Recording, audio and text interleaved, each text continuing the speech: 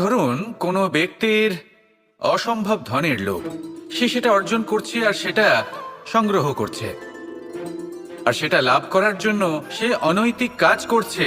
যদি এই সব হতে থাকে তাহলে লোভ কিন্তু আপনার পক্ষে অত্যন্ত ক্ষতিকারক। কিন্তু যদি সেই ব্যক্তি ধরুন ধন অর্জন করছেন, তার সাথে নীতিও পালন করছেন, আর সংগ্রহ করার পরে সেটা সংসারে ছড়িয়ে দিচ্ছেন, যদি এমনটা হয় তাহলে এই লোভ আপনার বন্ধু হয়ে উঠতে পারে। যদি আপনার সৎসঙ্গ লাভ করার, সৎকর্ম করার লোভ থাকে, তাহলে আপনি কখনো একা থাকবেন না। যদি ভালোবাসা প্রদান করার লোভ থাকে, এই সংসারকে সাহায্য করার লোভ থাকে, তাহলে এই লোভ যা সংসারের শত্রু, সেটা কিন্তু আপনার সাথে পরমাত্মার মিলন ঘটাতে পারে। এবার এই লোভকে নিজের মিত্র করে তুলবেন নাকি শত্রু করে তুলবেন, সেই সিদ্ধান্ত আপনারই।